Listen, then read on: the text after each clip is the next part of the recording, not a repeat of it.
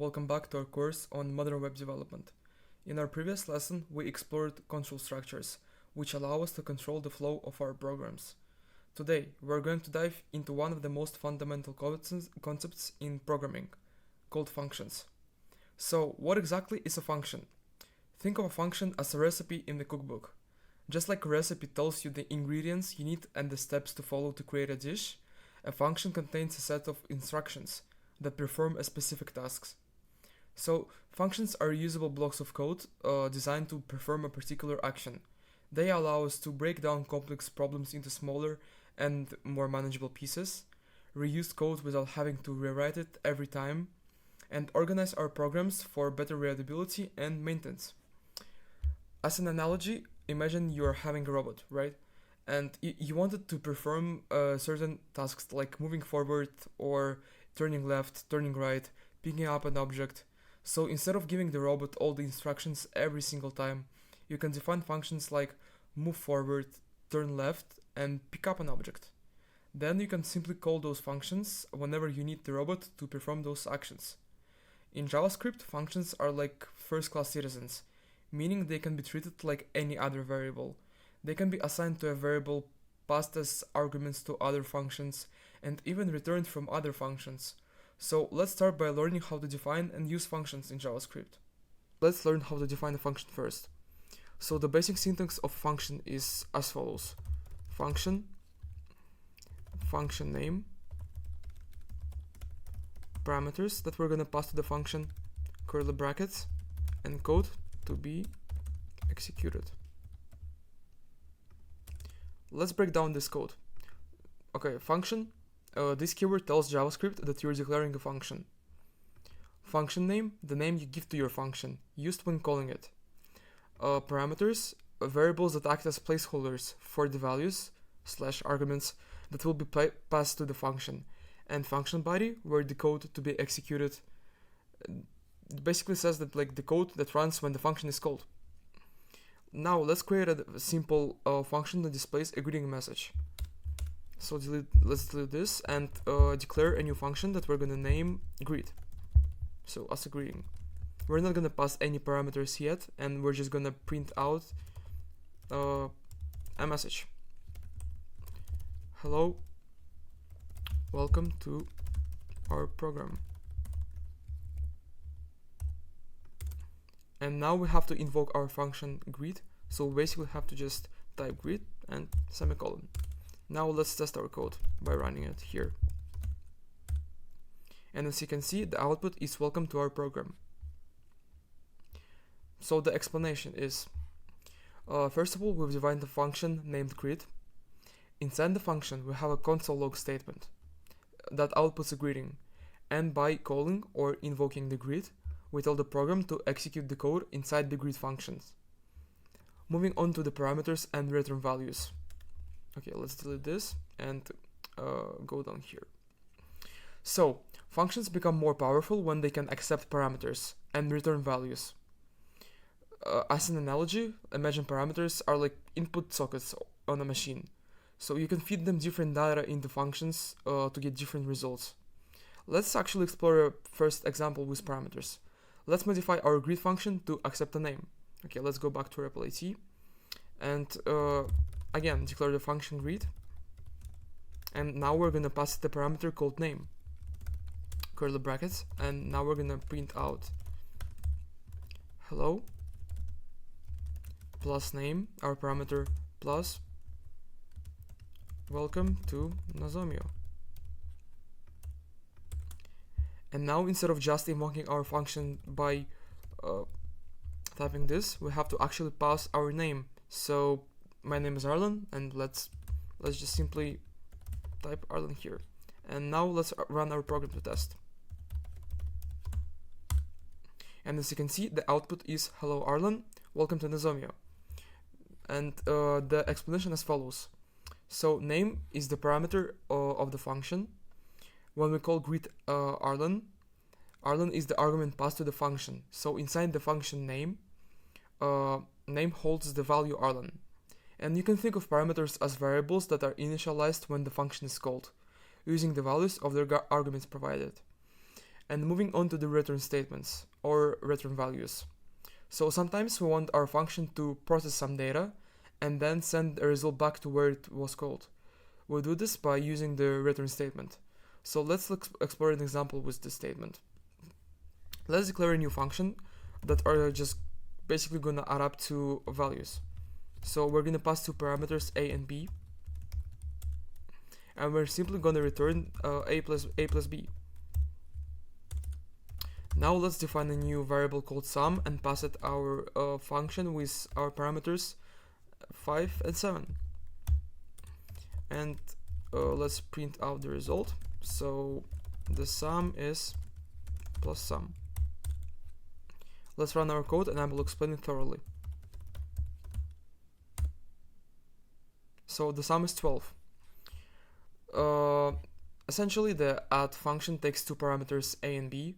It calculates a plus b and uses return statement to send the result back. And we store the return value in the variable sum later, and then we just output the value of sum. So some of the key points are that parameters allow functions to accept input. Return values allow functions to output data back to the caller, and the function without a return statement will just return nothing, so it will be undefined. We've done with our first part of the lesson, congratulations, and now we can move to the scope, understanding of scope. So let's go back here. So what is scope? Which is a fundamental concept in programming. Scope determines the accessibility or visibility of variables, essentially where in your code a variable can be used. There are two main types of scope in JavaScript. The first type is global scope. Variables declared outside of any function have global scope. They can be accessed from anywhere in the code. And the second type is local scope. Variables declared within a function have local scope. They can only be accessed within the function. Let's explore the first example with global scope. Let's define a new variable called global scope, global var, I mean, and let's give it a value of string I am global. Let's define a new function called display global, which have no parameters, and simply just gonna print the variable global var. And let's invoke our function. And also we're gonna print out our variable global var.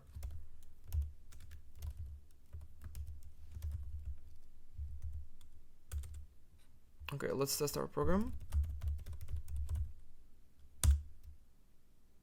And as you can see, it prints I am global exactly 2 times. Why, you would ask?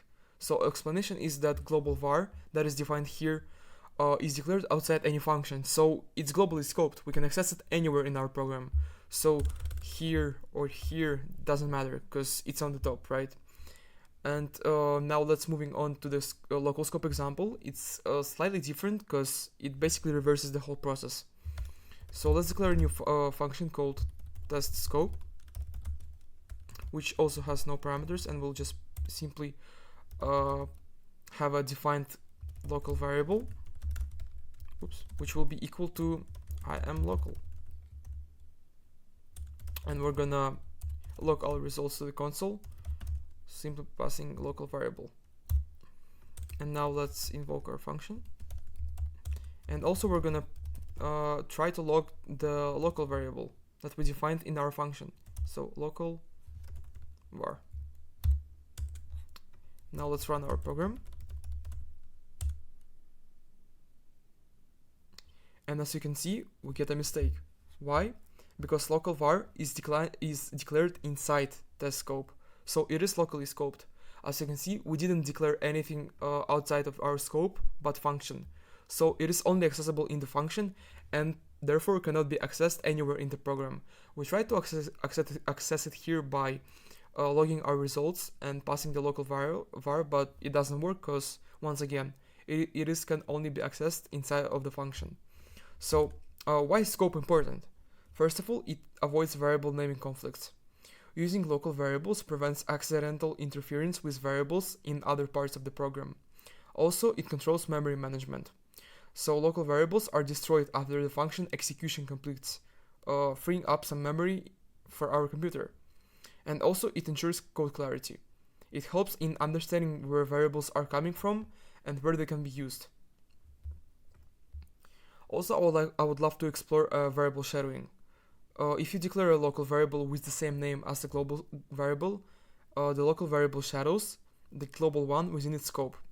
So it might sound complicated at first, but let's look at an example. I'm simply gonna paste this code from here. 1 second. And as you can see, okay, let's run it first.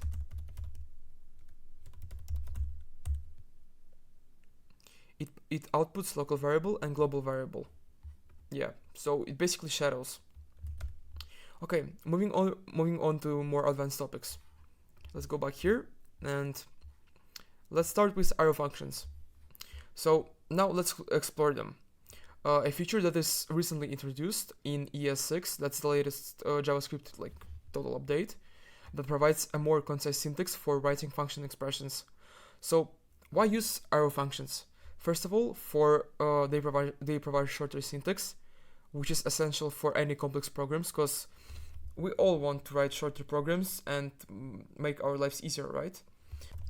So the example is const function name.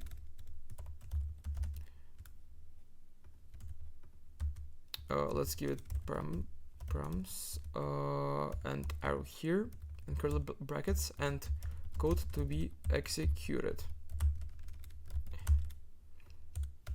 So this is the syntax of our arrow function. And now let's rewrite our add function using arrow function syntax. So let's define a new function called add that will simply take a and b values.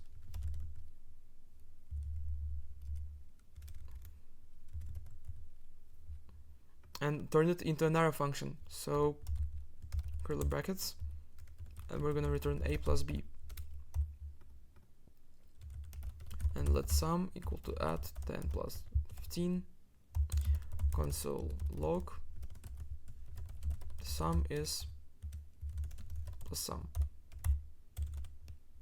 So since the function body is a single return statement, we can simplify it even further by omitting the braces and the return keyword as a whole. So instead of that, we can just write it like this. Look, const add equals to our parameters, which are a and b. Oops, it's autocomplete. Which are a and b. Simply put the arrow thing here and just give the return without the return statement. We kind of declare it here. So yeah, the explanation is that when the function has only one expression and it returns a value, you can omit, forget, just delete those statements. So the braces and return. And arrow functions are especially handy for short functions and callbacks. Other type of functions that we're going to cover today is are immediately invoked functions expressions, shortly IIFEs. So okay, they're here. An immediately invoked function expression is a function that runs as soon as it is defined. It's a very common pattern for avoiding pollution in the global namespaces and for creating a new scope. So let's explore the syntax first. Let's navigate back here, and I'm just gonna simply paste it from here.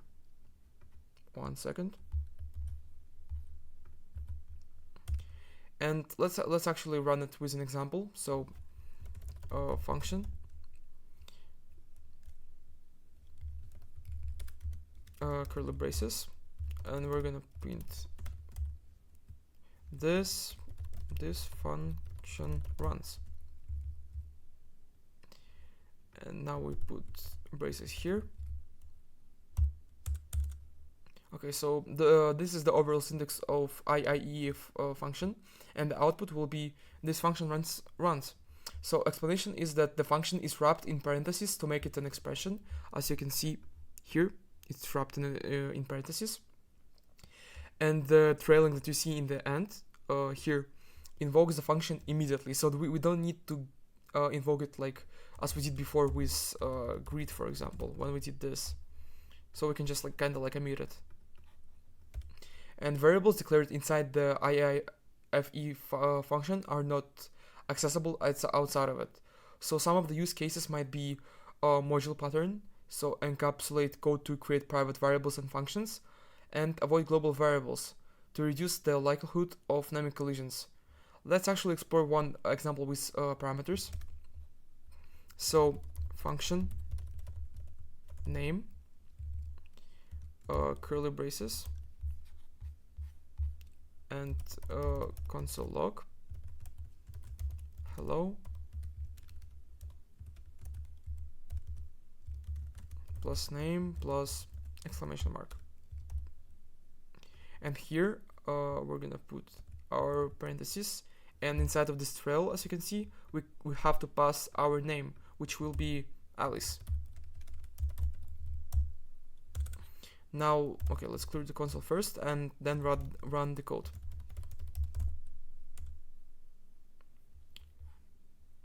Oops, I think I made a mistake. Oh yeah, here we go. Okay, let's run it again. Okay, so yeah, as you can see, the output is hello Alice. Okay, congratulations, we've done with the most part of the lesson, and now it's time for the exercise. So let's put what we've learned into practice with an exercise. So a task for you would be create a function called calculate area that calculates the area of a rectangle with some parameters of width and height, and it has to return the area, so width times height. The second step would be create another function called calculate perimeter that calculates the perimeter of a rectangle, which also has parameters of width and height, and it should return the perimeter, so 2 times in parentheses width plus height. And then test your functions by calling them with different values and logging the results in the console. And try to convert one of the functions to an arrow function, and maybe leverage some of the modern techniques such as IIFE that we discovered earlier. So I'm gonna wait here, and then we're gonna check the solution together. So be right back. Okay, hey, hope you're still here, and here's the solution to the previous exercise. I hope you did great, and I'm just gonna walk you through it real quick. So we defined a function called calculate area, which takes 2 parameters, width and height, and it basically just returns width times height, so area of a rectangle. And then we were defining an arrow function, which called calculate perimeter, with already an arrow function. So if you use that, congratulations, you did a great job. We just uses the basic perimeter formula, and then we declare new variables area and perimeter and pass our function with parameters here, and then we simply print the results, and the output for the area should be 50 and the output for perimeter should be 30, but that depends on you decide what values to put in and pass as parameters. So congratulations once again, and excellent work today, guys. So quickly, let's recap what we've covered today. So functions. We learned how to define and invoke functions, and how they help us write reusable and organized code. Parameters and return values. We saw how functions can accept input and return output, making them flexible and powerful. Also, we talked about scope. We explored the difference between global and local scope, understanding how variable accessibility works in JavaScript. We also covered some advanced topics, which is great. We delved into arrow functions for concise syntax and IIFEs for immediate execution and scope management. Once again, functions are the backbone of any JavaScript application. They allow us to encapsulate logic, reduce repetition, and build more complex and interactive programs. So in our next lesson, we'll continue our journey by exploring modern JavaScript ES6 features, including let and const keywords for variable declaration, template literals for easier string manipulation, destructuring for unpacking values from arrays or properties from objects, also spread and rest operators for working with functions, parameters, and array manipulation. Essentially, those features will enable you to write cleaner, more efficient, and more readable code, which will definitely help you with developing your own AI-powered application as part of your final project in the end of this course. So remember, once again, the best way to master coding is through practice. Keep experimenting with functions, try writing your own, and see how they can simplify your code. If you have any questions or need assistance with the exercise, please don't hesitate. Just directly reach out to me using my email, LinkedIn, Instagram, or any social media. Thank thank you for joining me today, and I look forward seeing you in the next lesson. Happy hacking. Thank you.